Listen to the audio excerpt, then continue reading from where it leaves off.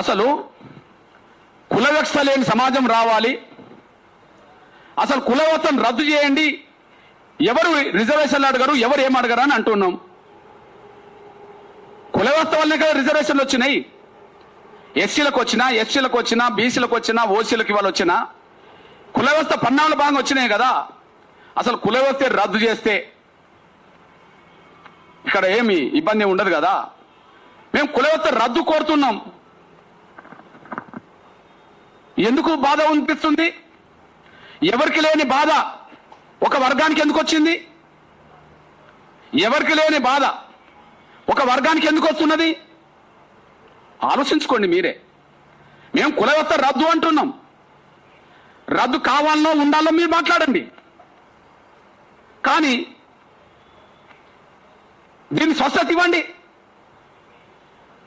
దీనికి స్వస్థత ఇవ్వండి, మాకే అభ్యంతరం లేదు. ఈ నేపథ్యంలో మీ దృష్టి తీసుకొస్తున్నాను నేను. కుల వ్యవస్థ రద్దు అని మేము అంటున్నాం, దాన్ని మాట్లాడండి అంతే. ఒక బాధిత వర్గంగా మాట్లాడుతున్నాం, దాన్ని మాట్లాడండి.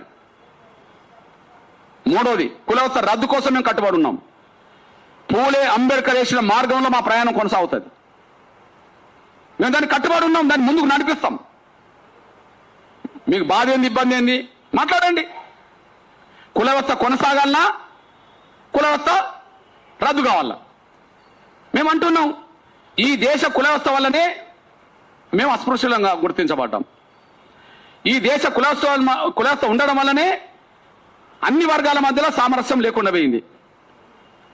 భారతీయులమనే స్పృహ కంటే, అందరూ హిందువులమనే స్పృహ కూడా కంటే, మేము పలాని కులమనే స్పృహే కుల చైతన్యం కులం ఇచ్చేసింది.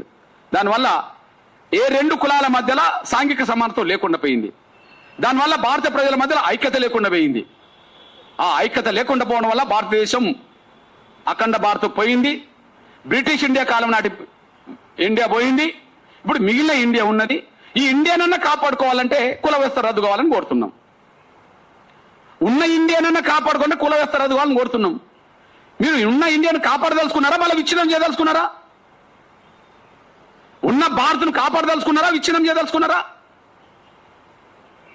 మేము కాపాడదలుచుకున్నాం కాబట్టి ఈ దేశం బలహీనపడడానికి, రెండు కులాల మధ్యలో సాంఘిక సమానత్వం లేకుండా పోవడానికి, దళితులంటే అస్పృశ్యులుగా అవమానాలు పడ్డ ఉన్నదాన్ని కాపాడుకుందామా తేల్చాల్సింది మాట్లాడేటోళ్ళు. కాబట్టి మేము కుల వ్యవస్థ రద్దు కోరుతూ భారత ప్రజల మధ్యలో ఐక్యత, భారత సమగ్రతను కోరుతున్నాం. అందరి మధ్యలో సమానత్వాన్ని కోరుతున్నాం. మీరు కుల వ్యవస్థ రద్దుకు వ్యతిరేకం అనుకోవాలి చెప్పండి. అప్పుడు మీరు దేశాన్ని బలహీనం చేసే శక్తులు అవుతారు. భారత ప్రజల మధ్యలో ఐక్యత లేకుండా చేసే శక్తులు అవుతారు. భారతదేశాన్ని బలహీనం చేసే దాంట్లో మీరు భాగస్వాములు అవుతారు. కానీ మేము మాత్రం కుల వ్యవస్థ రద్దుకు మేము కట్టుబడి ఉన్నాం. అంబేద్కర్ వేసిన మార్గంలో, అంతకుముందు పూజ అందించిన మార్గంలో మా ప్రయాణం కొనసాగుతుంది. ఇందులో మా ప్రయాణం వెనుకకు తగ్గించుకునే ప్రసక్తి లేదు.